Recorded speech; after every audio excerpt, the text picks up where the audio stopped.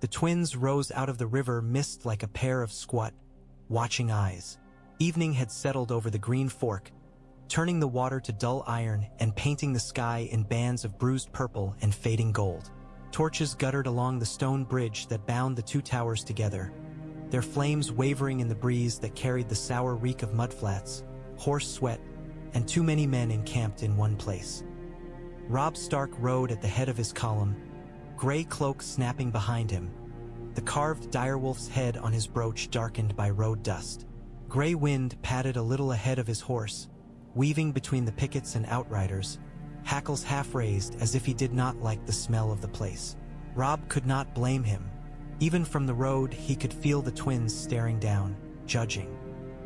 "He will make a show of sleight," Catelyn Stark said quietly beside him. She rode a little back with her own small guard, but her eyes were fixed on the gatehouse above the far bank. "Walder Frey has had near a year to stew on sleights, real and imagined. We come late and in force. He will not resist the chance to prick." "I gave my word," Robb said. The words felt heavy in his mouth, not because they were untrue, but because they were all that mattered now. "He can prick as he likes. I will still keep it." "He will want you made small before his people," Catelyn warned.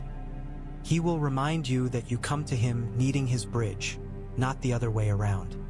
He will count the days since you first called your banners and the days since you first promised him this marriage, and he will measure the space between them as insult."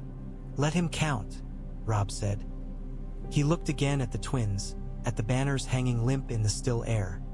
The pale blue of House Frey, twin towers in gray on a field of water. "He will count, and at the end he will see a king take his daughter for his queen. That will salve him." Catelyn's gaze flicked toward him at that word. King. Somewhere behind them, a forest of spears bore the crowned direwolf of the king in the north and the trident, snapping in the wind. The men had taken to the new title easily. They shouted it at night around the fires, as if saying it enough times would make it safer, truer, more permanent. "A lord like Walder Frey thinks less on crowns and more on affronts," Catelyn said. "But yes, a daughter set in Winterfell, children who will wear both wolf and tower. He has always wanted more than he was given. This is more." Robb shifted in the saddle, fingers toying with the dark leather of his reins. He felt every league they had marched, each battle, each grave he had left behind, the decisions that had brought them to this place.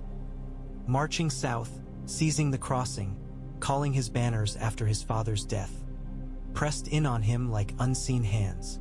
If he failed here in this, there would be no more crossings, no more chances. Gray wind halted at the edge of the dry moat, yellow eyes lifting to the shadowed crenels above. Men moved behind the merlins. Archers, perhaps, or just watchers. Robb raised a hand, and his column stilled behind him in clattering, snorting confusion. Horns sounded, thin and reedy, from the walls. "Remember," Catelyn said softly, "he will test you. Smile if you can. Yield when it costs you nothing. When you must not yield, stand as your father would have stood." Robb thought of Eddard Stark, of the quiet weight of his father's hand on his shoulder the first time he'd watched an execution in the white and silent godswood of Winterfell. He thought of heads on spikes over the red keep's gates, of ravens draped in black cloth, of a crown of bronze and iron forced upon him by men who expected him never to falter. "I will stand as I must," he said, "for the north, for the Riverlands, for father." The portcullis ground upward, links rattling, and the first of the twins opened its mouth to swallow them whole. Robb urged his horse forward over the stone bridge, gray wind pacing at his side, as the banners of the direwolf and trout and flayed man and leaping trout with towers all flowed past the waiting Frey eyes. Behind him, the mutter of thousands of voices fell to a tense, expectant hush.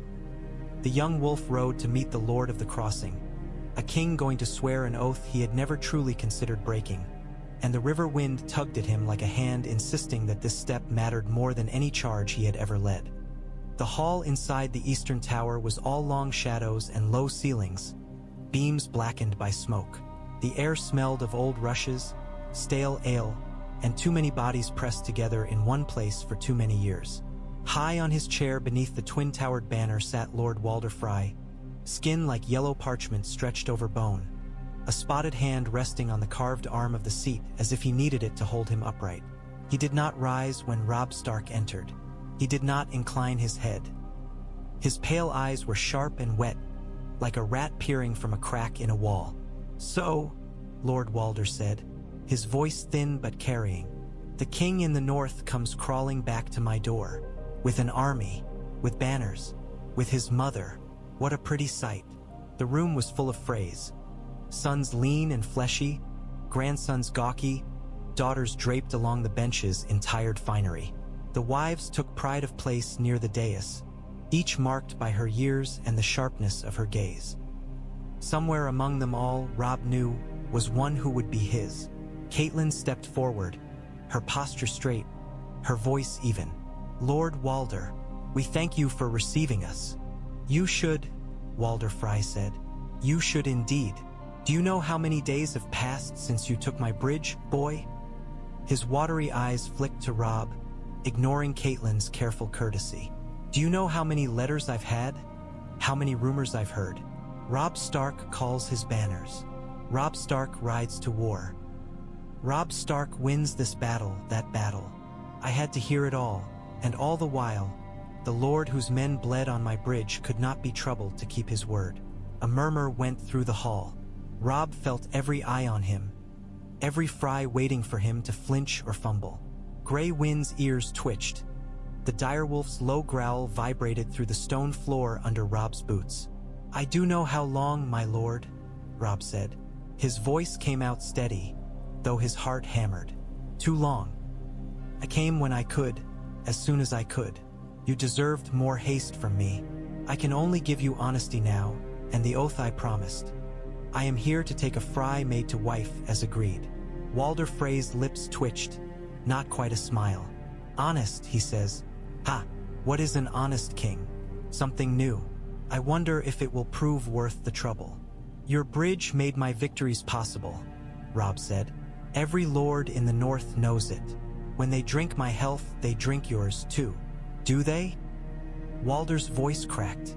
"I have yet to receive a single cask of that wine they're drinking in my honor. Perhaps a wagon lost a wheel." He sniffed. "Still, you're here now. You mean to keep your promise. My daughter on a king's arm. My grandchildren with a crown in their blood. That has a sweet sound." He leaned forward, peering down from his chair as if to inspect a horse brought for sale. "Let me look at you, then, close. I'm told you're the spitting image of your father. Your mother did not send a brat she picked up along the way." The hall tensed. Robb felt Catelyn go rigid at his side. The insult slid across her like a knife. He could see it in the tightening of her jaw, the hardening of her eyes. "I am Eddard Stark's son," Robb said. He stepped closer to the dais, letting the torchlight catch his face. "And Catelyn Stark's, born in their marriage bed in Winterfell's tower. You have my face to judge, Lord Walder, and my army outside your walls. But more than that, you have my word. I mean to keep it." Walder snorted. "You see?" he called to his brood. "The boy can talk. He remembers the forms. Good, good." His gaze dipped down to Grey Wind, who had padded forward to stand half between Robb and the dais, eyes fixed on the old man. "And this is the other part of the bargain, is it? The wolf." Grey Wind bared his teeth. "He is part of me, my lord," Robb said. "Where I go, he goes." "Humph," Walder muttered. "I am too old to be frightened by beasts. I have sired worse than that." His hand drifted along the carved arm of his chair. "Very well, you have come to keep your word. An old man can be moved by that, even an old man as ill-used as I." He slapped the arm of his chair with his palm. "Bring them forward then. Let the king in the north see the flowers he might pluck from my garden, if any suit his noble eye." A stir went through the hall as a line of Frey girls and young women were marshaled from the benches, pushed toward the open space before the dais. Robb felt Catelyn's gaze on him, felt the weight of everything hung on this absurd, tawdry display. Banners, battles, crowns, honor, and now this. A row of uncertain faces under torchlight, each one a fate. They stood in a crooked line across the flagstones, gowns too bright for the dimness of the hall, hands twisting in their skirts. Some were plain, some pretty, a few already fading. The youngest tried not to giggle. The oldest stared with the hard resignation of women who have long known they are coin to be spent. Walder Frey pointed them out one by one with a crooked finger. There's Aimray, Mary we call her. She farts in her sleep and eats like a plow horse, but she's strong. Bear you big sons. Tilt a man off a horse if he sours her. That one's Valda, the fat one. Might break the back of your wolf, but she laughs easy if you like that sort. Roslin there, the shy one. She can play the harp and sew your banners and never raise her voice to you. If you want clever. He squinted at another girl whose eyes were cool and measuring. We have those too. God's help me. Robb felt Caitlin at his shoulder, rigid but silent. He knew what she feared. To see him saddled with some vicious creature, a Frey girl chosen solely for her value to Walder in his own household politics. Yet he also knew that this was not a stall where he could haggle or walk away. He had come to keep his word. Whoever he chose, he must make a life with. He made himself look at each face, one by one, not as a man sizing women for his bed, but as a king seeking a partner who would have to walk winter's halls and share his people's scorn and loyalty in equal measure. Amiriai's smile was wide and a little foolish. Valda's eyes were kind, but she would never be accepted easily in the north, and he had enough battles to fight. The clever girl bristled with an ambition that reminded him, unpleasantly, of southern games. Roslin Frey stood half behind an older sister, her hands clasped tight. She had a heart-shaped face and dark hair coiled at the nape of her neck, eyes the pale, clear blue of winter skies over the wolfswood. When Walder's bony hand flicked toward her, she flinched, but she did not look away. She met Robb's gaze, just for a heartbeat, and in that heartbeat he saw fear there, yes, and uncertainty, but also a quiet, stubborn steadiness. That one, Walder said with a crooked grin. She's too timid to twist a knife in you, if that's your worry. Cry if you raise your voice, cry when you leave her bed, cry when you come back again. Good for a man's vanity, crying. Makes him feel tall. Roslin's cheeks flushed. Her gaze dropped to the stone floor. Robb found himself saying, before he had quite meant to speak, I would rather have a wife who could stand at my side in winter than one who cried because I left the room, my lord. Walder's eyes snapped to him, sharp as awls. For a moment, the hall held its breath. Is that so? The old lord rasped. You are like your father, then. Too solemn for japes. He looked at my girls like they were daggers laid out on a table, all points and edges. You at least sound as if you know what a woman's for, even if you talk about winter instead of beds. Robb let the insult pass. If it please you, my lord, he said, and his voice did not tremble. I would take Roslin Frey to wife. I will put aside no vow once made, not to her, not to you.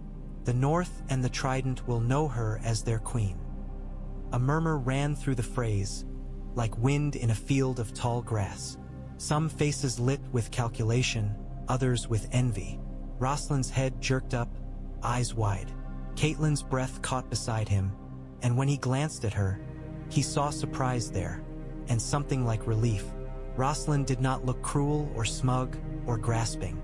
She looked like a young woman caught in a storm she had not made. Walder Frey stared at Robb for a long, thin heartbeat. Then, slowly, his mouth stretched into a peal of yellow teeth. Roslin, he called, come forward and curtsy for your king. She took one small step, then another, and bent her knee before Robb Stark, her hands shaking just enough that he could see it. My lord, she whispered. Your grace. Robb reached down, taking her hand and drawing her up. Her fingers were cold in his. My lady, he said quietly, so only she and his mother might hear. I will not shame you if I can help it. Her eyes flickered up to his. That is more than most women can ask, she said, in a voice that surprised him with its steadiness. Walder slapped the arm of his chair again. "Done then," he crowed. "The king in the north will marry a Frey, and the tower will stand higher in these realms than ever it did. We'll have the sept made ready. Call the septon, call the cook. We'll have a feast and a bedding. The crossings of the Green Fork will never have been so merry." The hour before the wedding passed in a blur of movement and murmuring voices. Servants scurried to lay fresh rushes in the hall, though none could quite scour the smell of old ale and damp stone from the air. Boys were sent running to the sept to wake the dozing septon. Somewhere in the kitchens, great cauldrons were dragged back onto the fires, set to bubbling with half-finished stews and hastily spiced roast meats. Robb found himself in a small chamber off the main hall, the plaster cracked, the bed a pallet fit for a minor retainer rather than a king. Gray wind ranged restlessly between the door and the narrow arrow slit, nose wrinkling at the unfamiliar scents. Caitlin stood near the hearth, fingers laced tight together. "I see your father in you," she said, watching him pull the heavy black doublet over his linen shirt. "In the way you stand when you know there is no turning aside." "I would that I had some of father's certainty," Robb said. He fastened the direwolf clasp at his throat, the metal cool against his skin. "I know this is right. That does not make it easy." "Few right things are," Caitlin replied. "You chose well, my son. Roslin seems gentle-hearted. I saw how she looked at you. She is afraid but not empty. There is kindness in her, I think. The North may yet love her, if you hold her name high. She will leave everything she has ever known," Robb said. The thought struck him with sudden clarity. This girl, who had probably never ridden farther than Seaguard or Fairmarket, would soon be asked to cross all of Westeros and stand in Winterfell's cold courtyards as if born to fur and snow. "She will have only me and whatever welcome the lords of the North offer. Then give her reason to cling to you," Caitlin said. She stepped close, smoothing an invisible wrinkle from his sleeve. "Ned never made me feel a stranger in his hall, even when every word and custom about me was different. You can do the same, perhaps better. That is your duty now, as much as war." He nodded. Duty. The word rang as heavy as any war horn. He thought of the Karstarks and Umbers and Boltons, of the Manderleys and Glovers and tall keepers of forgotten castles who had knelt to hail him. They would mutter at the idea of a Frey queen, but they would swallow it if he swallowed it first. A knock sounded at the door. A Frey boy entered, lanky and red-eared. "Your Grace," he said, stumbling over the title. "Lord Walder sends his compliments. It's time. The septon is ready. The hall is... well, they're waiting." Robb smoothed his hair with a palm, though it still fell in the same unruly auburn waves. "Very well," he said. "Tell Lord Walder I come." As the boy scuttled away, Caitlin stepped to the door and opened it. The hum of the hall spilled in. Laughter, the scrape of benches, the clink of flagons. For a moment, Robb stood still, feeling the weight of that sound. Once he stepped through, he would no longer be only Eddard Stark's son, only the boy who had ridden south to win his father's vengeance. He would be a man who had taken a wife, who had bound his people's fate to another house's with his own body. "Gray wind," he said softly. The wolf looked up, ears pricking. "With me." Caitlin laid a hand briefly on his arm. "I am proud of you," she said. "Whatever comes, remember that." He did not trust himself to speak. He nodded instead and stepped into the corridor, the wolf at his heel, the stones of the twins cold under his boots as he walked toward the hall where an old man and a young woman and 1,000 watching eyes would see him swear an oath no sword could erase. The sept was small and cramped, more a converted storeroom than a true house of gods. 7 rough-hewn alcoves bore crude images of the father, the mother, the warrior, and the rest, painted hands that had never seen a master's brush. A 7-pointed crystal hung from the low ceiling, catching the candlelight in dull glimmers.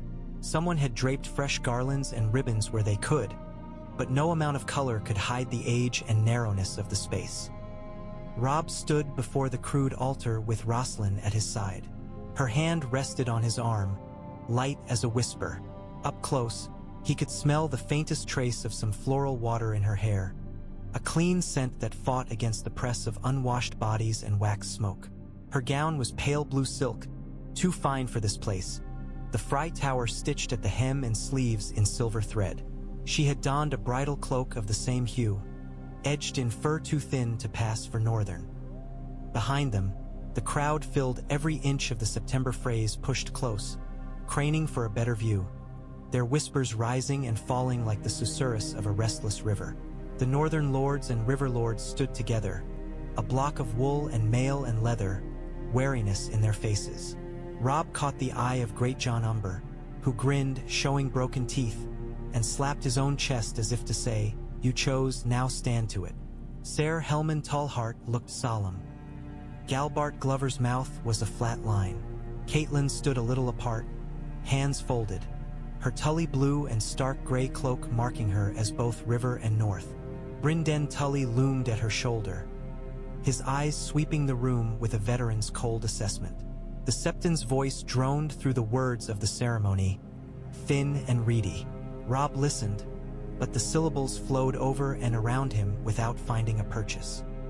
Promise and duty, union and fecundity, the blessing of the seven upon this new bond. He had been raised to the old gods, to silent trees and snow. The new gods' talk of vows spoken aloud felt strange on his tongue. When his part came, he took Roslin's hand. It trembled, but she did not pull away. Her fingers were small and smooth, the skin cool but warming under his grip.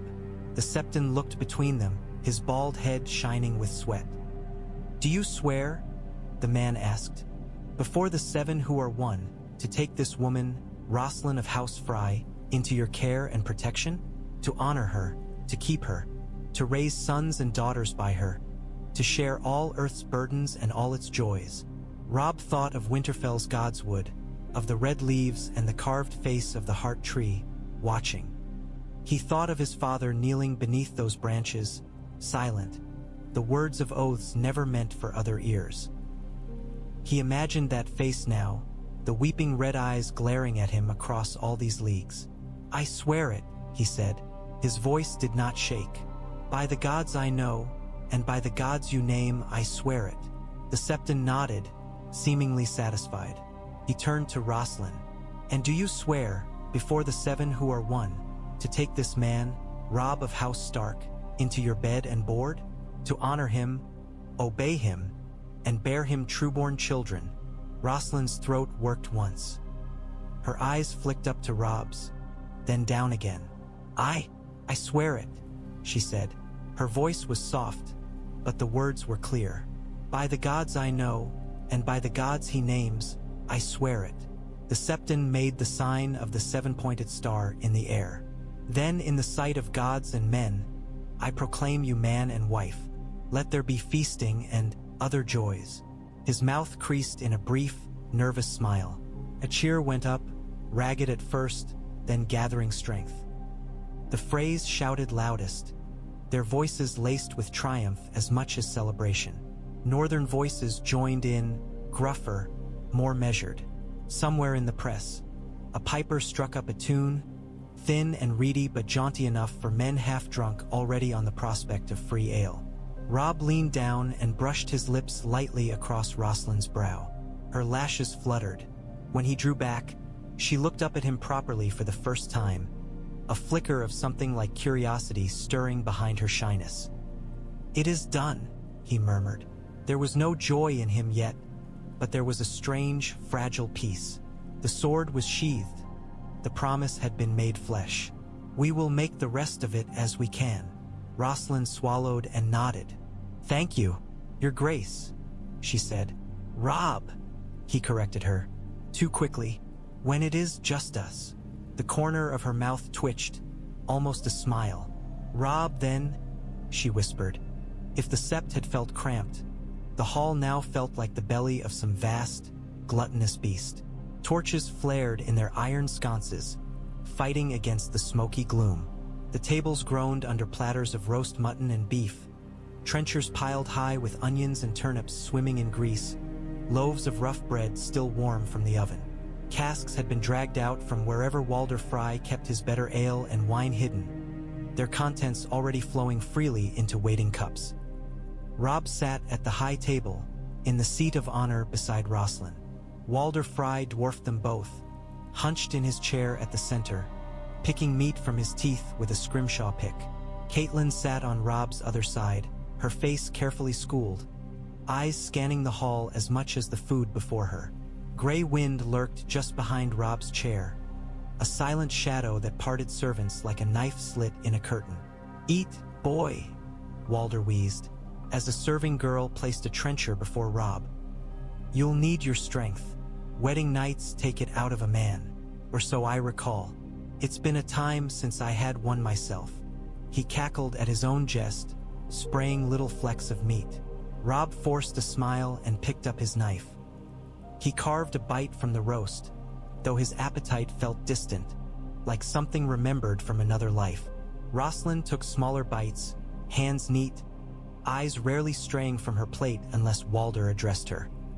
"You've done well, father," one of the elder Frey sons said from further down the table. "A queen in the family. That will put the Lannisters in their place, eh?" "The Lannisters have always been too proud for their own good," Walder sniffed. "Jason thinks himself some great eagle because he lives on a cliff. Let him stare at the sea while my grandchildren sit in Winterfell. Builders and river lords, that's what we are. We rise from the earth, not from stone. Remember that." Catelyn turned her cup slowly between her hands. "You will find, Lord Walder," she said, "that the North does not take easily to strangers. They will test Roslin as you tested my son. But if she proves herself, they will stand by her with the same ferocity they show their own." "Bah," Walder said, waving a dismissive hand. "North, south, it's all the same when the snows come down. They eat, they grumble, they rut, they die. My girl will give them sons. Sons make men forget their old quarrels. Nothing like a grandchild with your eyes to soften a hard heart." Robb glanced sidelong at Roslin. "You needn't be afraid," he told her quietly, beneath the rattle of cutlery and the scrape of chairs. "Of the North, I mean. They're not as grim as they look." Roslin's lips brushed a smile. "I have weathered my grandfather," she said, her voice barely above the clatter and laughter. "I think I can weather some Umber and Karstark, given time." "Just so," Robb said. He found himself liking that line of dry humor buried under the shy surface. Down the table, men laughed loud and long. Great John Umber had somehow acquired a cask of ale all to himself and was challenging two Frey sons to outdrink him, bellowing threats about cutting off hands that reached for his cup. Ser Perwyn Frey tried to tell a tale about a night of the Green Apple Fossaway, only for Sandor Clegane's absence to leave his punchline hanging in the air. Somewhere a piper and a fiddler warred for control of the hall's rhythm.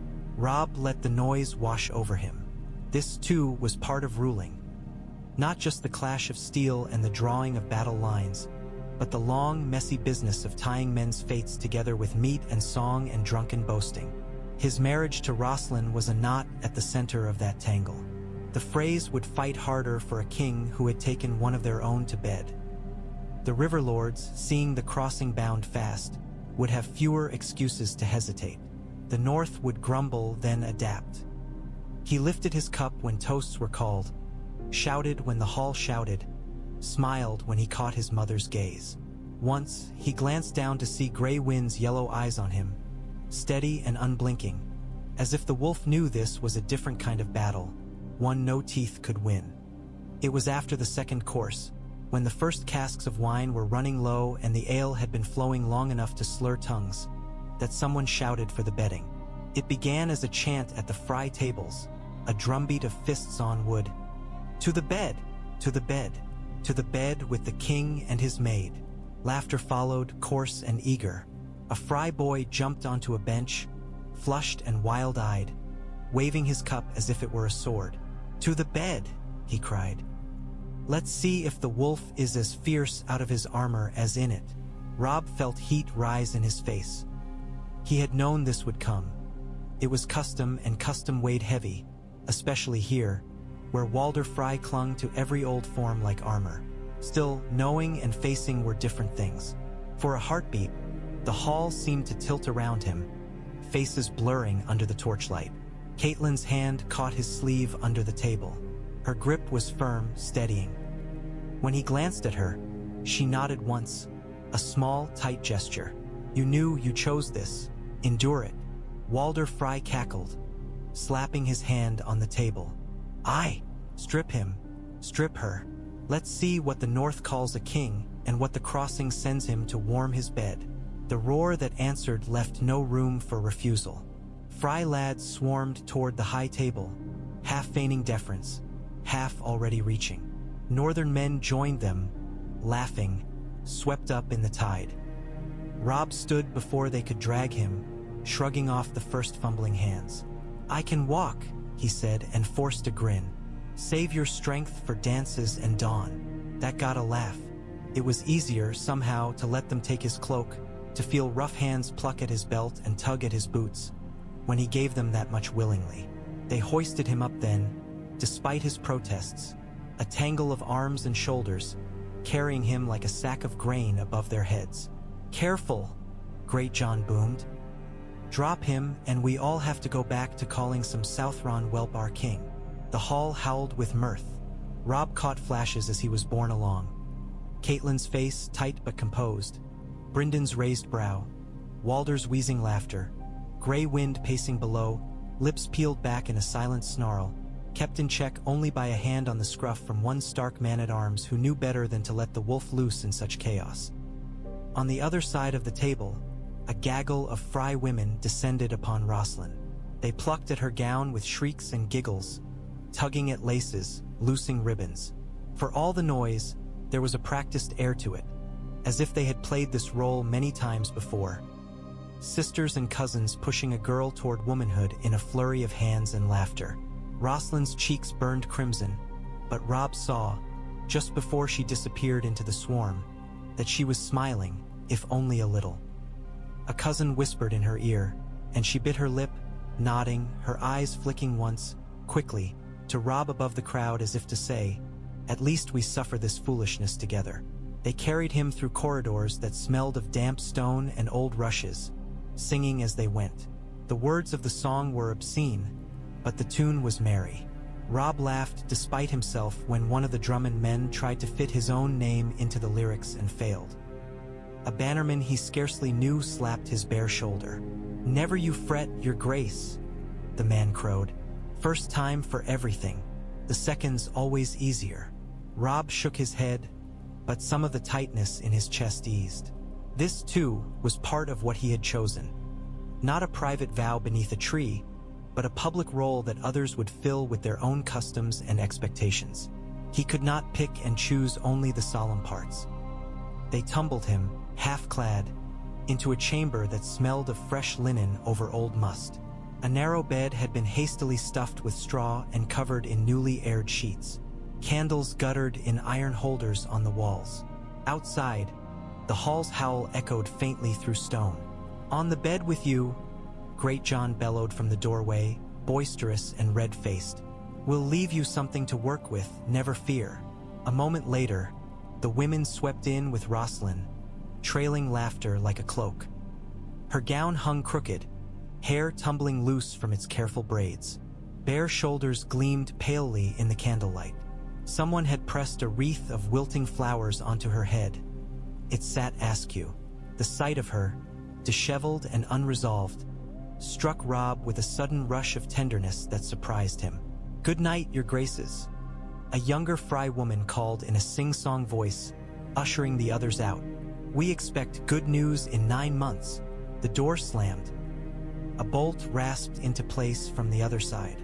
For a moment, there was only the sound of Roslin's awkward breathing and the faint cheers receding down the corridor. Silence settled as if it had been waiting just outside the door. The noise of the hall, the drunken songs, the pounding of feet on old stone. It all faded to a distant murmur, like a storm past the horizon. Robb stood by the bed, bare-chested, his breeches hanging low on his hips. He became acutely aware of the scar along his ribs where a Lannister spear had glanced off his mail, of the bruises on his arms, of the way his own skin felt too tight. Roslin lingered near the door, fingers twisting in the lace at her bodice, the wreath of flowers slipping further askew.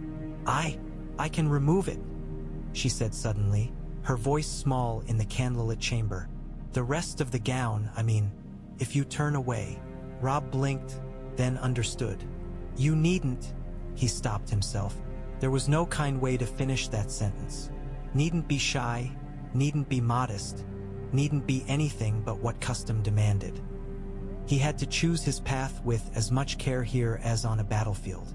"I will," he said instead, and turned his back to her. Grey Wind, who had slipped in before the door was barred, settled by the hearth with a grunt, resting his head on his paws but keeping his eyes on them both. He listened to the small, clumsy sounds, the rustle of cloth, the scraped breath as Roslin wrestled with stubborn laces, the faint thud as a shoe fell over. At Winterfell, the servants had always taken such matters from the women's hands. Here, in this damp chamber, the Frey ladies had left her to fend for herself. "Are you ready?" he asked quietly when the sounds had slowed. "Yes," she said after a heartbeat. "You may look." He turned back. She stood beside the bed in a simple linen shift, thin enough that the candlelight limned the line of her shoulders, the curve of her hip. Her dark hair fell loose around her face, framing it in softness. Without the painted finery and the press of the hall, she looked younger, but not childish, simply herself. Her hands were clenched at her sides. Her eyes darted to his face, then down again. "If you wish it done quickly," she said, the words tumbling out in a rush. "I won't complain. I know this is a duty for you. For both of us," Robb said. He crossed the space between them slowly, as if approaching a skittish horse. "Roslin, I won't hurt you if I can help it. I can't promise skill. War leaves little time for studying other arts. But I can promise I won't treat you as part of some body jape." She let out a breath that might have been a laugh, might have been a sob. "That is more consideration than many women of my house might expect," she said. "You are kind, Robb Stark. I did not expect that, either." He reached up, gently setting the crooked flower wreath aside. "I will try to be, at least when I remember how," he murmured. When he kissed her, truly, not the polite brushing of lips under the septon's eye.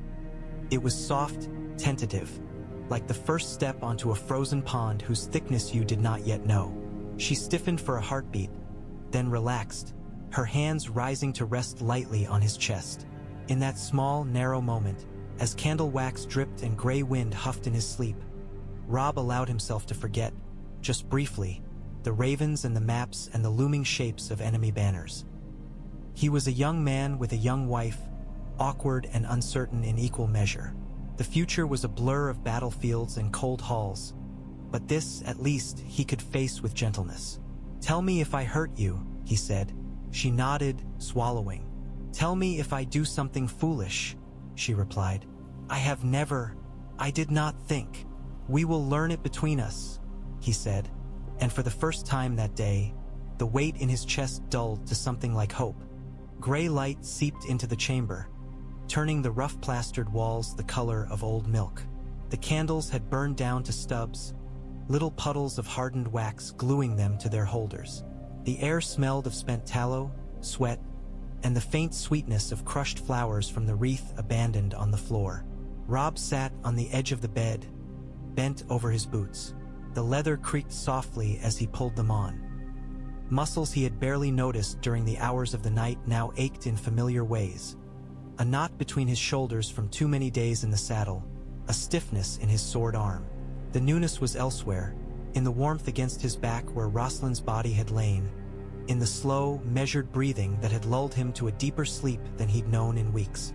He glanced over his shoulder. Roslin sat propped against the headboard, the sheet drawn up around her, hair a dark tangle. Without the gown and cloak and careful posture, she seemed smaller, but there was something steadier in her eyes now. They had both crossed a threshold. Awkwardness had given way to a quiet, bruised intimacy. "How do you fare?" he asked. "I have a new and profound respect for all the women of Westeros," she said. then flushed at her own boldness. "Forgive me, that was coarse." Robb surprised himself by laughing, low and genuine. "No," he said, "it was honest. And I value that more than coquetry." She smiled, a real one this time, not the nervous curve she had worn in the hall. "Then I fare well enough," she said. "I will complain to my sisters later, as is proper. But I will tell them that my king was not unkind." "High praise," he said dryly, and she laughed, quick and soft. The sound warmed him in ways he could not quite name. He reached for his belt, the weight of his sword familiar in his hands. The sight of it jarred him slightly, a blunt reminder that even here, in this chamber, war had a place. He strapped the belt on with practiced motions. "I will have to meet with your grandfather this morning," he said, "to speak of the crossing, the men he can put in the field, what he wants in return." "He wants everything," Roslin said quietly, "but he will settle for what raises him higher than his neighbors. If you give him place and titles, if you speak to him as if his counsel matters, he will boast of you as if he'd carved you himself from his own pride." "And you?" Robb asked. He turned to face her fully. "What would you have of me, Roslin Frey? You who must leave this place." She looked down at her hands, tracing an invisible pattern on the sheet. "Truth," she said after a long moment, "when you can give it. I know kings cannot always speak plainly. But when we are alone, I would have a husband, not a crown. I can swear that more easily than half the things the war will ask of me," Robb said. She nodded. "And perhaps one day, a chance to see that gods would you speak of," she added almost shyly. "I have never prayed anywhere that did not smell of old incense and stone. I would like to see trees again, true trees older than men." "You shall," he said quietly. "I will show you the heart tree myself."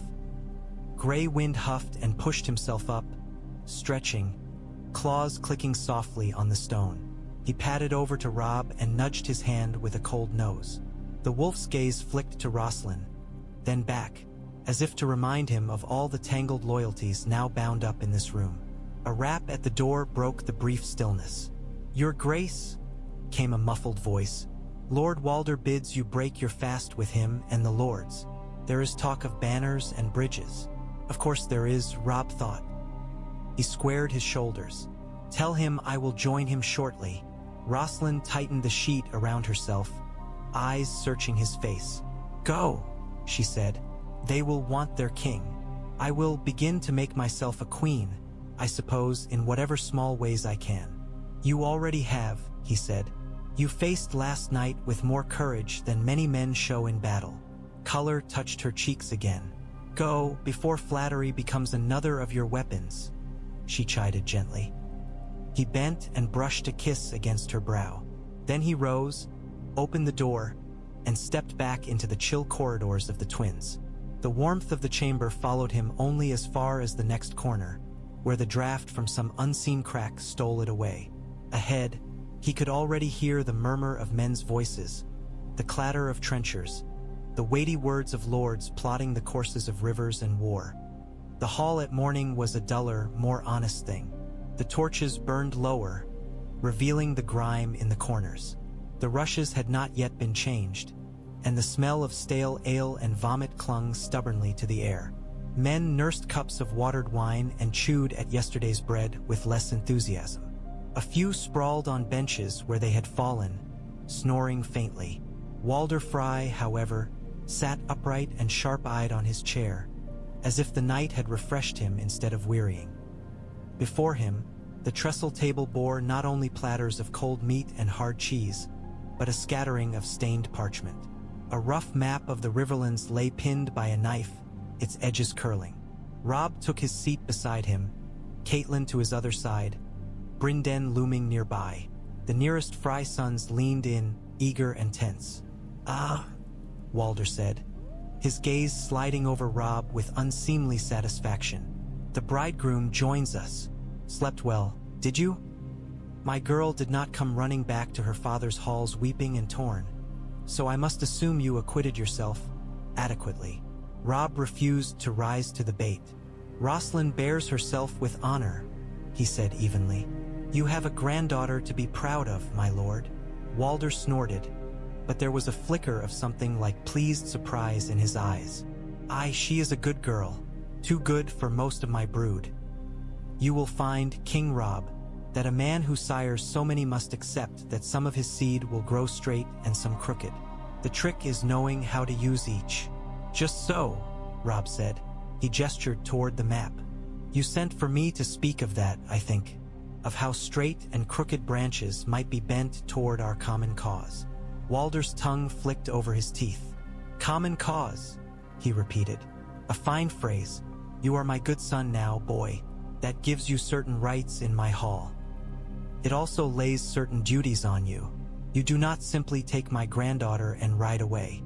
You must see that what you've married into thrives under the shadow of your crown. My concern is for all the Riverlands, Robb said. They named me king in Riverrun, and their blood has watered half these fields. If our cause fails, your own towers will not stand long. Aye, Walder said, waving a hand. Lions and krakens and stagmen. I've heard it all. You want my men. You want my bridge. You want my name tied to your victories. You have some of that already. The rest depends on how you handle a simple old man's pride. Caitlin leaned forward. Lord Walder, she said, and there was steel under the courtesy now. Your pride is no small thing, nor is your cunning. But my son has kept his word to you, when he might have broken it and relied on force instead. He has honored you before your whole house. He comes now to ask not for charity, but for partnership. Walder cocked his head, like a crow considering whether a morsel was worth the risk of swooping. His eyes flicked between mother and son, then down to the map. You will want passage still, he said slowly. South and west, to harry what is left of the lion's tail. You will want Frey riders to carry your banners down the Green Fork, to Seaguard and the fords. You will want men to hold these crossings when you are gone, so that no Lannister can slip a spear behind you. All true, Robb said. And in return, I will see House Frey's place in these lands confirmed. When I sit in council at Riverrun, a Frey will have a seat at that table. When I call my lords to war, I will name the crossing first among my river vassals. Your sons will have chances to win glory and land as we break the lion's hold on their stolen fields. As if you will hold them forever, Walder muttered. Kings come and go. I have outlived 3 already. Then outlive me as well, Robb said, surprising himself. Live long enough to see your granddaughter's children run in Winterfell's snow. Live to see your banners fly beside mine on fields the Lannisters thought theirs by right. Live to cough in the faces of any lord who ever called you late again. A slow, cracked grin tugged at Walder's mouth. You talk well, he said. Perhaps you are your father's son after all. Ned Stark never flattered me. He spoke plain. You do the same, and I find I like it better than I thought I would. He stabbed a gnarled finger at the map, where the Green Fork bent like an elbow around the twins. Very well, King Robb. You shall have my bridge as long as you need it. My men will ride with you. Not all. Do not look at me like that, boy. I did not come this far by emptying my halls at every war cry, but enough to show the realm that the crossing stands with the wolf. He looked up, and in that moment, something in his gaze shifted. There was still calculation there, still grasping self-interest, but there was also a glimmer of something like pride. You are my blood now, he said. What raises you raises me. Do not forget it. I will not, Robb said. See that you don't, Walder replied. He rapped his knuckles on the table. Now, show me where you mean to strike the lion next, and I'll show you where my boys can ride without falling off their horses. Some of them can even count beyond 3, if we give them a week. Laughter rippled along the table, easing the tautness at its edges. Robb bent over the map, tracing the routes of rivers and roads with a scarred finger. Bryndon's voice joined his, dry and precise. Caitlin watched, eyes still wary but no longer despairing. Outside, beyond the thick stone walls, the Green Fork flowed on, indifferent to oaths and crowns.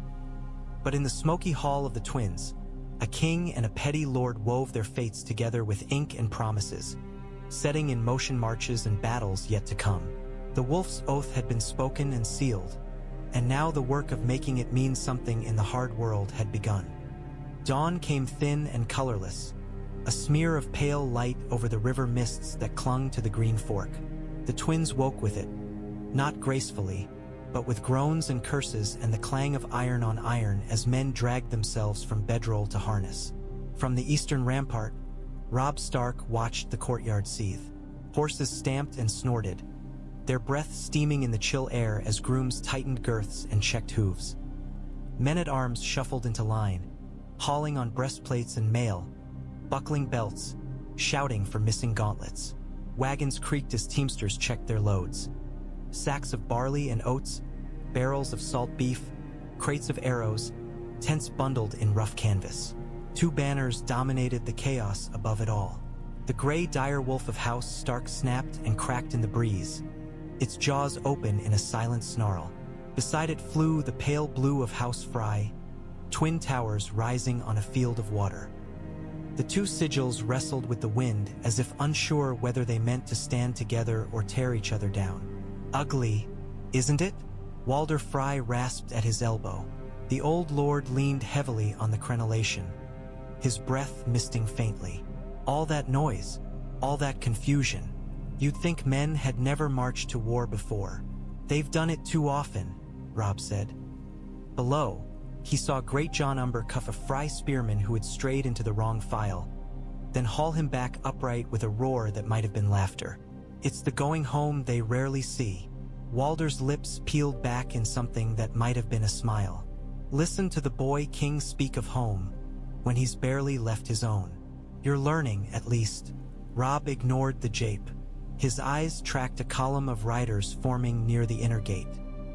Frey blue swirled there, mixed with the drabber browns and grays of Riverlands small folk turned soldier. A tall, broad-shouldered knight with a hooked nose and a mouth set in a permanent scowl sat his horse at their head. That one, Walder said, following his gaze. Ryman Frey, my third son, not the brightest candle on the Septon's tree, but he can sit a horse and shout at men until they do what they want. I give him to your vanguard. I let the realm see that Frey steel rides with the wolf. Ryman wheeled his horse and shouted, his voice ragged but carrying. The riders shifted into a rougher, tighter block under his barking orders. Robb nodded slowly. He'll have Karstark outriders to stiffen him, Robb said, and Ser Bryndon's scouts. The vanguard will not ride blind. Walder sniffed. The blackfish is wasted as a glorified huntsman. But if you like wasting Tullis, boy, who am I to argue? Gray wind padded along the rampart walk behind them, pausing now and then to thrust his muzzle between crenels and sniff the cold wind. He did not like the twins, Robb could tell. The wolf's hackles rose whenever they passed close to Walder's tower, as if he caught some rot the stones themselves exhaled. Your sons will share in more than vanguard duty, Robb said. I will need men to hold the crossings once we advance. I mean to leave a garrison here, under your command but sworn to my banners. The Lannisters will not find this bridge unguarded again. Walder's eyes gleamed at that. You talk like you plan to stay in my halls forever, he said. But no, you'll ride off chasing your glory, same as any boy with a sword. Leave the holding fast to old men. That's fine. Old men do it best. I leave it to you, Robb said, not because you are old, but because you have more talent for survival than most men I've met. Walder barked a laugh that turned into a cough. Now there is flattery I can believe. Go on, then. Go lead your wolves and my whelps across my bridge. Make such a din in the west that the lion pisses himself in Casterly Rock. Just don't forget whose stones you used to get there. I won't, Robb said. He turned away from the view, the weight of the day settling on his shoulders like another layer of mail. In the yard below, a horn blew, long and low. The sound ran through the camp, straightening spines, quickening movements. The time for talking was fading. The time for marching had arrived. The green fork muttered below as the army began to move. The stone bridge between the twins trembled faintly under the pounding of thousands of boots and hooves, its ancient arches creaking like old bones. Robb rode at the center of the column, just behind the initial vanguard. Gray wind loped at his stirrup, unbothered by the press of men. Behind them came the banners. Direwolf, Trout, Flayed Man, Sunburst, Mailed Fist, and now the twin towers of Frey mingled among them, their pale blue threads catching the weak light. Catelyn Stark rode at his left, her cloak drawn tight against the chill. Brynden Tully was on his right, his gaze flickering constantly over the moving host, counting, measuring, weighing. "It will be a hard march," the Blackfish said, his voice low enough not to carry beyond them. "Some of the Frey levies look like they've never walked 10 miles from their own hearths. They will blister and complain. They will toughen or fall behind," Robb said. "I cannot slow for them. The lions will not wait politely while we find our feet. Their lords will remember if you drive them too hard," Catelyn murmured. "There is pride in every sigil here, not just the great houses, the muddish little river knights, the Frey cadet branches, even the smallest northern holdfast lord. All of them will watch how you spend their strength. And how I spend my own," Robb said. He felt the eyes on him as he passed. Frey lads leaning on their spears, northern veterans eyeing their new allies with open disdain, river men in patched mail squinting up at the boy on the bay horse with the wolf at his side. They saw a king and weighed him, as men always did. A commotion ahead drew his gaze. On the bridge's crown, where the wind cut sharpest, a Frey spearman had jostled shoulders with a burly man in a bearskin cloak. Words had been exchanged, too loud, too quick. Now steel flashed as the northern soldier shoved the Frey back with the butt of his spear, snarling. Great John Umber barreled forward before the quarrel could spill wider, his beard bristling. "What's this?" he bellowed as he seized each man by the collar and banged their heads together once, hard enough that both saw stars. "We're not even off the old goat's bridge, and you're clawing like fishwives over a stall?" The Frey sputtered, clutching his skull. "He called me a pig feeder," he protested. "Said Freys were born in the sty and only put in armor to hide the stink. And what are you if not swine, you little shit?" Great John roared. "You eat like pigs, you squeal like pigs. But today you're my pigs. You march where I say march and you shit when I say shit, or I'll feed you to that big bastard's wolf myself." He jerked his thumb at Grey Wind, who stood watching with his tongue lolling, as if amused. Laughter rippled through the men within earshot. The tension thinned, if not entirely gone. The Frey flushed but did not reach for his spear again. "Enough," Robb called, spurring his horse forward. "Great John speaks his mind crudely, but the truth is this. On this bridge we are all the same. Northmen, Riverman, Frey, Glovers, Karstarks. We cross together. We fight together. Or we die in pieces and the Lannisters feast off our bones." He let his gaze sweep the nearest ranks, meeting eyes where he could. "If you have quarrels, settle them after we have driven the lions back into their den. Until then, you answer to me, all of you." There was a murmur of assent, some grudging, some genuine. Great John grinned, clapped the Frey spearman on the back hard enough to stagger him, and bellowed a marching song that half the northern men took up at once. The bridge shook with the rhythm of boots and the low rumble of voices. Robb let out a breath he had not realized he was holding. The crossing continued. The twins fell slowly behind them, their squat towers fading into the mist, but the memory of their stones and the promises sealed their clung like smoke. They made camp on the southern bank when the light had bled almost entirely from the sky. The ground there was uneven and damp, riddled with old flood channels and clumps of stubborn reeds, but it was wide enough to hold the host, and the river at their backs made surprise less likely. By full dark, the world was a sprawl of orange and shadow. Hundreds of campfires marked out the lines of the different contingents. Tight, efficient rings where the northern men sat, their voices low. Looser clusters where river men swapped stories in louder tones. Raucous circles where the Freys laughed too loud and drank too deeply from skins they had smuggled from their father's cellars. The command tent rose at the camp's heart, its canvas patched but clean, staked firmly against the wind. The direwolf banner hung above its entrance, limned gold by the nearest fire. Gray Wind lay sprawled just outside, his eyes half-lidded but alert, ears twitching at every unusual sound. Inside, the air was thick with lamplight and the smell of wax and wool. A trestle table had been set up, its surface buried beneath maps and stones and little carved tokens. A wolf here, a fish there, a lion crouched over the western edge. Robb stood at the table's far side, bracing his fists on the rough wood. Brynden Tully stood opposite, his arms crossed, the corner of his mouth tugged down as he studied the crude outlines of rivers and roads. To the west, the Blackfish said, tapping a finger near the stylized waves of the Tumblestone. Lannister raiders still ride unchallenged. We have reports of burned farms near Deep Den, of a holdfast put to the torch half a day's ride from Ashmark. To the south, Ser Davin Lannister holds what remains of their main strength in the Riverlands, scattered but not shattered. They will try to fall back in good order if they can. And if we let them, Great John rumbled, pacing. He had refused a chair, as always, preferring to prowl like a caged bear. Better to run them down while their tails are wagging between their legs. Give them no rest. Hit them again and again until they forget what a line of battle looks like.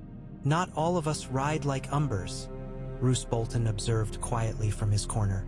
The Lord of the Dreadfort stood a little apart, as if the lamplight offended him.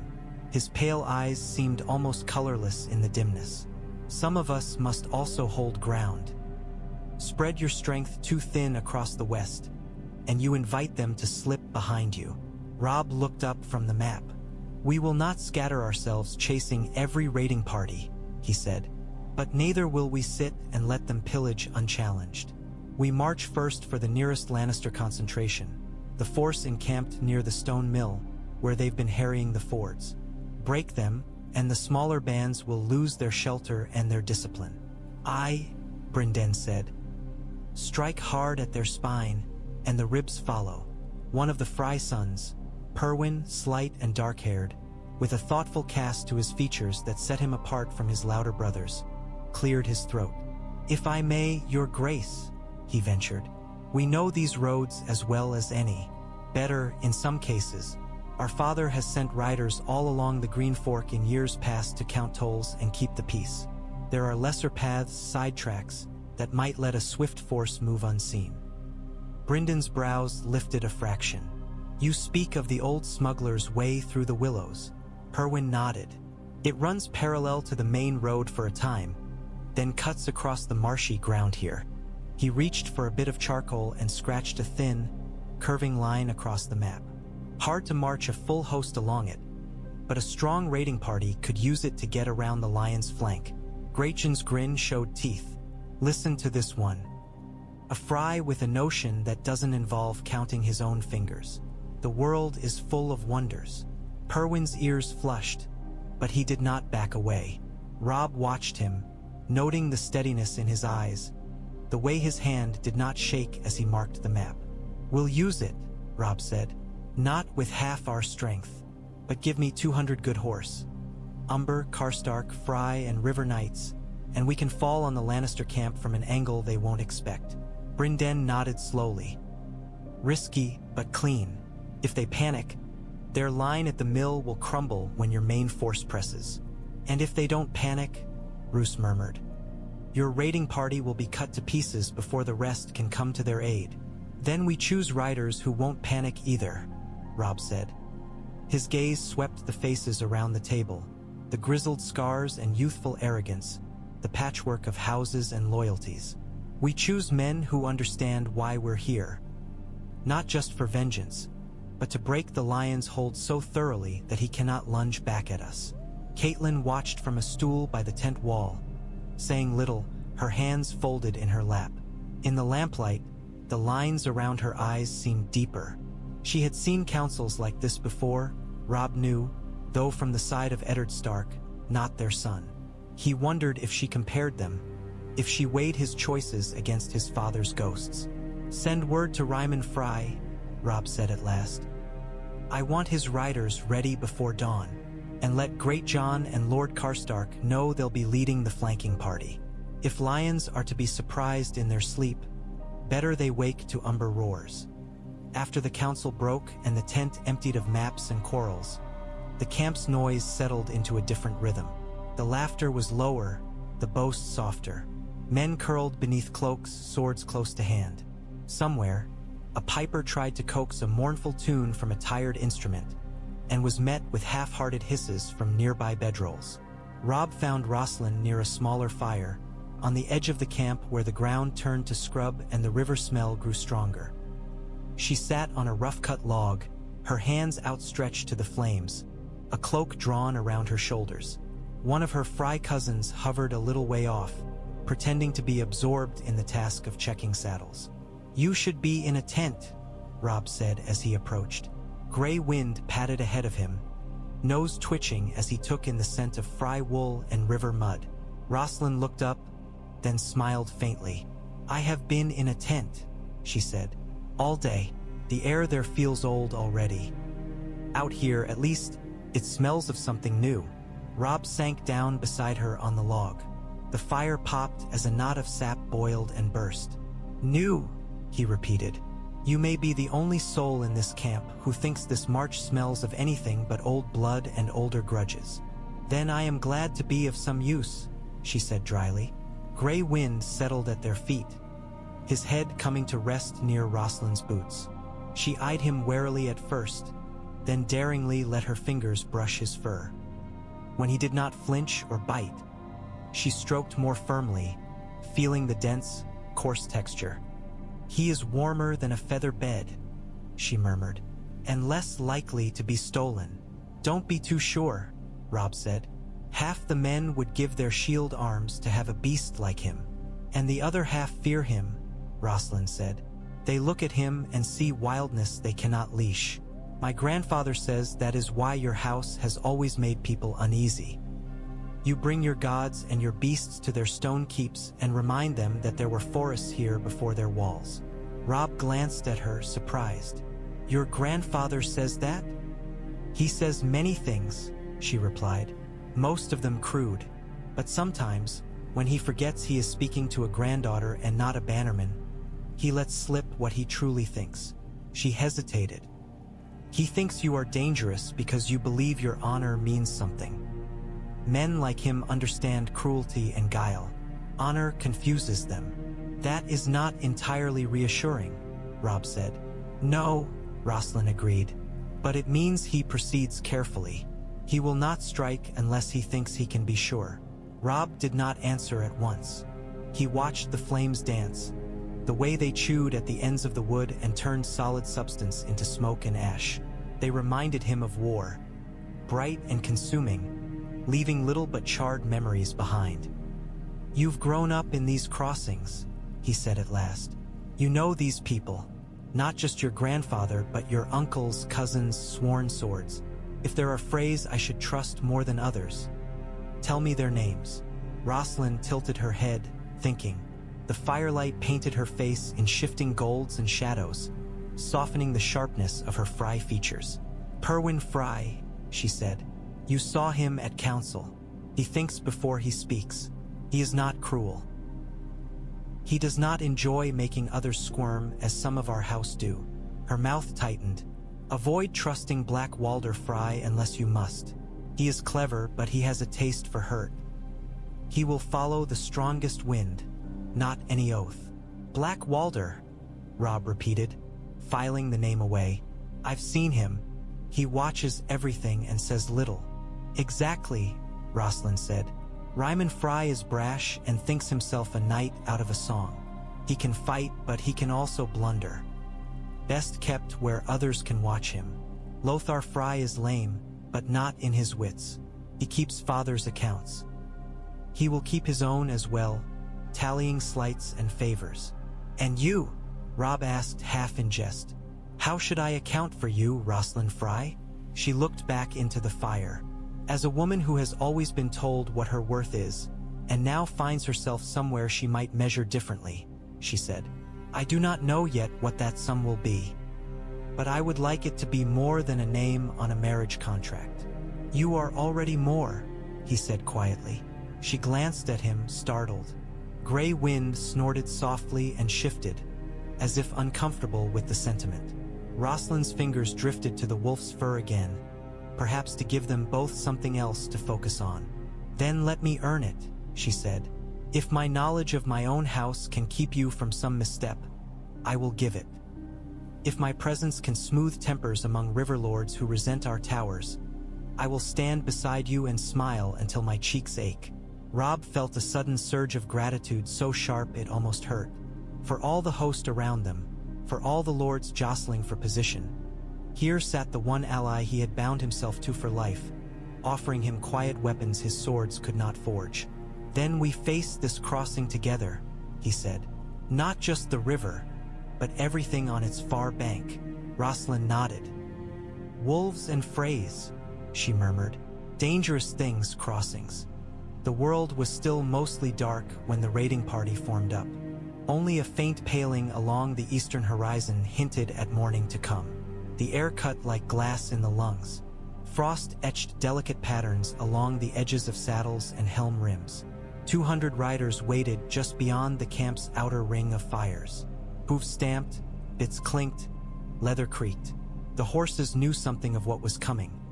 They tossed their heads and rolled their eyes, nostrils flaring. Great John Umber sat at their head like a boulder on a restless sea, his bulk filling the saddle.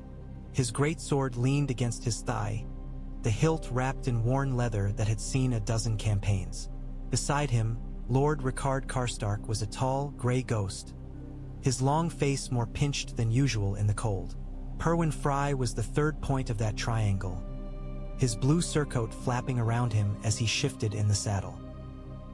He looked younger in the half-light, but his mouth was set with determination. Robb moved between their horses, gray wind matching his stride. The wolf's breath steamed as he sniffed at the front rank, memorizing the scent of these men who would soon carry his king's will into danger. You know your path, Robb said, pitching his voice to carry just far enough. Perwyn Frey leads you along the smuggler's way. You keep low, you keep quiet. No fires, no shouts, no glory songs. Great John, you hold your men until the horns sound from our line at the stone mill. When they do, you fall upon the lion's flank with everything you have. Great John grinned, his teeth a jagged line in the dimness. And if I see Tywin Lannister himself, boy, do I get to keep his head? If you bring me his head, Robb said, I'll let you mount it over last Hearth's gate. That drew a rumble of appreciation from the riders around them. Even Karstark's grim mouth twitched.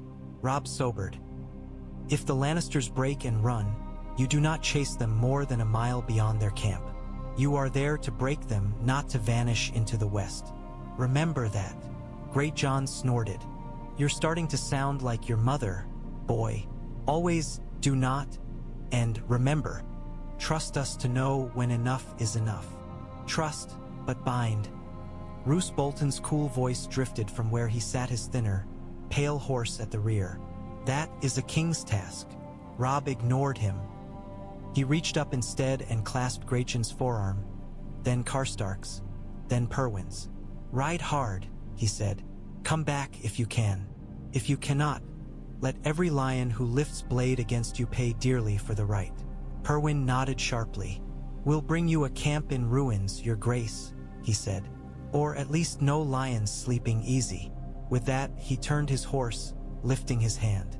The riders began to move, hoofs thudding softly on the frozen ground.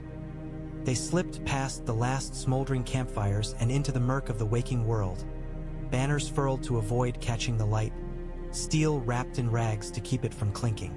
Robb watched until they were swallowed by the dark. Only when the last faint clatter had faded did he turn back toward the main camp, where the remainder of his host would soon rise to march straight at the lion's teeth. The Lannister camp by the stone mill woke late, as men often did when they believed themselves safe. The mill itself squatted by the river, its wheel turning slowly in the current, creaking with the same tired rhythm as the sentry's boots pacing the outer pickets. Red and gold banners hung damp and heavy along the camp's edge, their embroidered lions more sullen than fierce in the morning mist. Frey saw all this from the willows. The smuggler's track that snaked through the marshy ground had lived up to its name. It wound between pools of stagnant water and stands of reeds, invisible from the main road. More than once, a horse had nearly lost its footing, and twice Perwyn had ordered men to dismount and lead their mounts rather than risk a slurping, muddy disaster. But they had come through unseen. Now they crouched in the half-shadow of drooping willow branches, the camp spread out before them like a map. Perwyn could smell bacon and burned porridge, hear the distant slap of water against the mill wheel, the faint, lazy call of some Lannister sergeant telling his men to shake themselves awake. He caught Greatjon's eye. The Umber Lord sat his horse a little way back, a coiled impatience in every line of him. He wanted to charge. He always wanted to charge. Perwyn raised one hand, fingers spread. Wait, he listened, counting heartbeats. Somewhere beyond the camp, over the low hills, he knew Robb's main force would be forming, columns aligning, banners unfurling. When their drums sounded, when their horns called the lions to arms at the front, that would be the moment. A long, low horn note drifted on the wind. It was faint but distinct. Another answered, closer, stronger. The noise in the Lannister camp shifted, confusion sharpening into alarm. Perwyn dropped his hand. Now, he said. Their own horn answered. A brief, harsh blast. Greatjon bellowed, a wordless roar, and spurred his horse forward. 200 riders burst from the willows like a flood unleashed, hooves tearing clods of wet earth. Banners snapped up, direwolf, sun, tower, fist. The world narrowed to the thunder of hooves and the first startled shouts from the Lannister tents. A half-dressed lion soldier stumbled from his tent, fumbling at his sword belt. Perwyn's spear took him under the arm, lifting him off his feet and spinning him to the ground.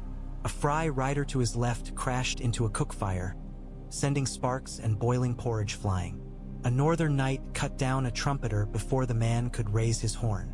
Panic rippled through the enemy camp. Horses screamed, ropes snapping as they pulled free of hastily tied pickets. Men tumbled from bedrolls, some reaching for weapons, others bolting blindly. The first organized line of Lannister spears forming near the mill shattered when Greatjon plowed into it, his greatsword swinging in murderous arcs. Perwyn kept his head. He shouted orders, pulling his riders into a wedge rather than letting them scatter. "For the king in the north!" he cried, voice cracking over the din. "For House Stark! For the crossing!" The last words surprised even him as they left his mouth, but they had an effect. The Frey men around him straightened in the saddle, eyes glinting. They were no longer just tollkeepers' sons and hedge knights' bastards. Today they rode in the van of a king's war. By the time Robb's main force crested the low rise and came in sight of the stone mill, the Lions' camp was a smoking ruin. Charred canvas flapped in the wind where tents had been slashed and set alight. Cook fires had grown to wild, untidy blazes, devouring anything that would burn. Black smears marked the earth where supply wagons had been overturned and torched. Bodies lay scattered among the wreckage, some in Lannister crimson, some in the grays and blues of his own men. Greatjon Umber sat his horse near the center of the devastation. His beard singed at the ends, his chest heaving beneath his mail. Blood streaked his cheek like war paint. Perwyn Frey rode beside him, his surcoat stained and torn, one sleeve half ripped away. His eyes looked too large in his face, but they were steady. Gray wind snarled as they picked their way through the debris, the wolf's nose wrinkling at the smell of roasted meat and spilled bowels. Robb's own stomach tightened, but he held his seat. "It seems you remembered when enough was enough," he said as he drew rein beside Greatjon. "I half expected to find you halfway to Lannisport." Greatjon barked a laugh that turned into a cough when smoke raked his throat. "We chased them a bit," he admitted, "but the bastards ran fast once your noise started at the front. Most of them never even got a chance to look me in the eye." Robb glanced toward the line nearer the mill. There, Lannister bodies lay in heaps where they had tried to form ranks to face his infantry's advance and been caught between hammer and anvil. The river ran redder than usual around the mill wheel. "You did well," Robb said. "Both of you." He turned his gaze specifically to Perwyn. The Frey knight straightened instinctively. "You led them true," Robb said. "The old track served us as you said it would. The lions never saw you coming." Perwyn ducked his head, but pride glinted briefly in his expression. "The path was there long before House Frey, your grace," he said. "We only remembered it." "Memory is a weapon as sharp as any sword," Robb said. He raised his voice so those gathered nearby could hear. "Let it be known that Perwyn Frey's knowledge and courage helped win this day. When men speak of the stone mill, they will not forget the towers in their song." Great John grinned sideways at Perwyn. "Hear that, boy? Songs. Try not to let them swell your head so big it won't fit through your grandfather's door." Perwyn actually laughed, a quick, breathless sound that broke some of the tension in the air. Behind them, the rest of Robb's host moved in disciplined lines, securing what was left of the camp, putting out fires that threatened to spread, finishing off any lion wounded too dangerous to leave alive. Brynden Tully directed men to drag Lannister banners down and replace them with direwolf and trout. The message was clear. This crossing, this field, this stretch of war-broken Riverlands, it belonged to the wolves now, and to those who had chosen to run with them. That night, the command tent smelled of smoke and sweat and the faint, metallic tang of blood traced in from cloaks and gauntlets.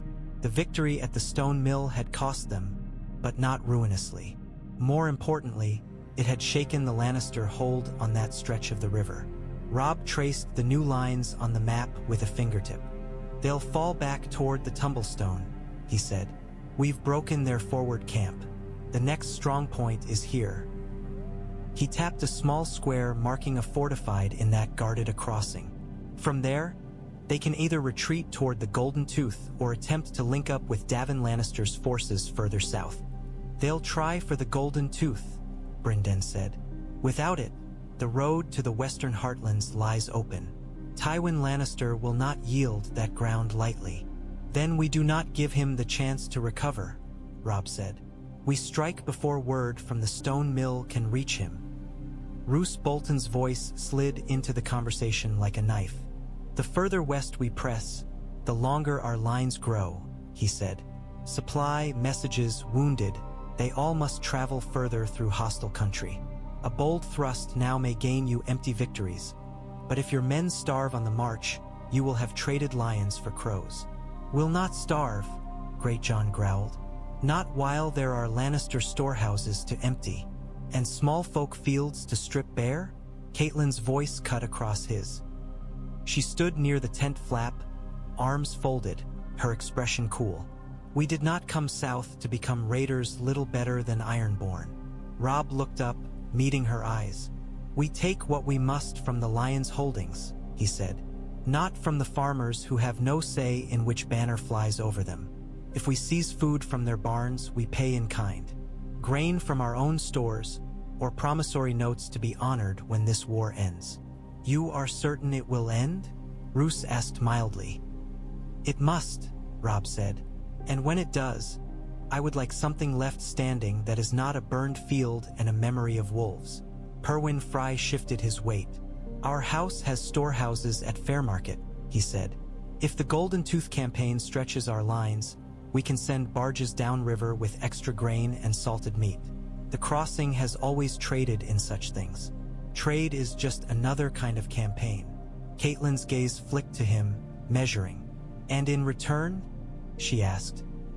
"In return, House Frey's part in this war is not forgotten," Perwyn said, a bit of his grandfather's hard caution showing through. "We bleed today as others do. When peace comes, we would not see our sacrifices passed over." "You have a queen in Winterfell now," Great John muttered. "What more do you Freys want, your own moon?" Perwyn flushed but held his ground. Robb raised a hand before the argument could bloom. "No one's sacrifices will be forgotten," he said. "I cannot promise every lord a new castle, but I can promise this. When I sit in judgment over the Riverlands after this war, House Frey's deeds will weigh on the scales along with House Blackwood's, House Bracken's, House Lannisters. Not above, not beneath, beside. Perwyn bowed his head. That is all we ask, your grace. Roose watched the exchange with his unreadable eyes, then returned his pale gaze to the map. If you move swiftly, you might catch Davin Lannister before he can link up with reinforcements from the west, he said. Break him there, and the rest of Tywin's Riverlands' strength crumbles. And if we do not move swiftly enough? Catelyn asked. Then we meet a lion's paw with a wolf's jaw, Roose said. Either way, there is blood. Robb let the murmur of voices wash over him for a moment. The suggestions, the objections, the half-hidden ambitions. He felt very young and very tired, and yet something fierce burned beneath the fatigue. The crossing of wolves and Freys had begun, not just across one river, but across every boundary of old habit and old mistrust. If he could keep them moving together, there was no field in the Riverlands the lions could claim as theirs alone. They passed through 3 villages in as many days. The first had been abandoned, its homes ransacked, its wells fouled. The second lay half-burned, the charred skeletons of houses jutting up from fields stamped to mud by iron-shod hooves. The smell of smoke lingered there, undercut by something sourer, the stench of meat left too long in the open air. The third they reached at dusk. This one had not burned entirely. A handful of houses still stood, though their doors hung from broken hinges. Chickens scratched in the dirt, feral now, clucking nervously. A dog barked and then fled, tail tucked. Small folk emerged as the riders approached, not many, and mostly old or very young. A bent-backed man with one arm. A woman whose hair had gone entirely white, though her face was no more than middle-aged. Children with hollow eyes clinging to skirts. Robb reined in. Gray Wind trotted forward, ears pricked, sniffing at the air. The villagers flinched at the sight of him, but did not run. A woman stepped out from the cluster. She had a shawl wrapped tight around her shoulders, and a boy of perhaps 5 hiding in its folds. Her face was all sharp angles, the flesh melted away by hunger and loss. "Will you burn us too, your grace?" she asked. The title spat as if it tasted of ashes. "Or just take what little we have left and call it justice?" Catelyn stiffened beside him. Greatjon shifted, his hand drifting toward his sword hilt as if insult demanded steel. Robb lifted a hand, bidding them all hold. "Who did this?" he asked quietly. "Was it the lion, or men claiming the wolf?" "Lions," the woman said, "and those who run with them, men in crimson and gold, and others in mail with no banner at all save what coin they were thrown. They came, they took, they laughed. My husband died trying to stop them from dragging our eldest girl away." Her mouth twisted. "He died for nothing. They took her anyway." A murmur went through the men behind Robb. Some cursed softly, others looked away, their mouths hard. Robb dismounted. The ground felt uneven under his boots, as if the earth itself had been bruised. He walked forward until he stood within arm's reach of the woman. "I will not promise you vengeance," he said. "I cannot know if the men who did this still breathe, but I can promise this. My men will not add to what you have already suffered. We will leave coin for what we take. We will leave guards when we can spare them, to keep worse wolves from your door." Her eyes flicked to Gray Wind, then back. "Coin will not bring my girl back," she said. "No," Robb said. "If I could bring back all the dead of this war with the weight of my crown, I would. But I cannot. All I can do is choose who pays for it, and how much more is spent." He reached into his belt pouch and drew out a small, folded piece of parchment. His seal was not on it. It was not an official document, only his own hand and ink. "This bears my name," he said, offering it. "Show it at Riverrun, or at any hall where my banner flies, and you'll be given grain enough to see you through the next winter. It is not enough, but it is what I can do now." She stared at the parchment as if it were some strange creature. Slowly, with a hand that shook, she took it. "I don't know if I believe you, Boy King," she said, "but I believe you mean it, at least." That's more than I can say for the other ones with crowns." As he turned away, Caitlin fell in step beside him. "You cannot give such promises to every village," she said softly. "Our stores are not bottomless." "I know," Robb said, "but if I ride past suffering without even trying to mend it, what difference is there between me and the lions?" "The difference," Roose Bolton murmured from behind them, "is that the lion wins more often." Robb did not turn. "Not this time," he said. "Not here." The days that followed blurred into a long, grinding march. Mud sucked at boots and hooves. Rain came and went in sullen bursts, turning the roads to slick ribbons that stole footing and patience alike. Yet the host moved, a river of men and steel pouring westward. From the air, Robb sometimes imagined it, as if he were one of the carrion crows that circled overhead. The column would have looked like a single, living thing. On the ground, it was more tangled. There were snarls and knots everywhere. A Frey wagon stuck fast in a rut, its driver cursing in 3 languages. A Glover man arguing with a small river knight about who had the right to forage in a particular copse. Karstark scouts riding ahead with their cloaks drawn tight, eyeing every turn in the road as if expecting lions to spring from the hedgerows. But in the banners, there was order. They flew in deliberate patterns, mixed and matched as carefully as any battle line. Frey blue beside Stark gray, Tully trout sharing wind with Umber giant and Manderly merman. Men looked up from their labors and saw their own sigil flanked by those they had once eyed with suspicion or open resentment. It did something subtle to their shoulders, to the way they bore their packs. News of the stone mill and the shattered Lannister camp ran ahead of them like a whispered wind. At each new holdfast, each crossroads, men asked, "Is it true?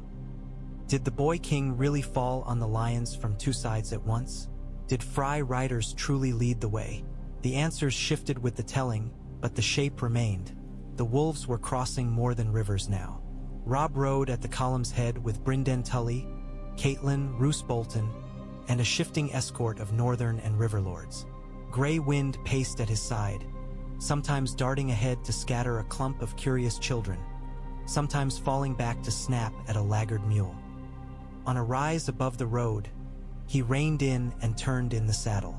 The host wound back along the river's bend as far as he could see, a line of glinting helms and bobbing spear points.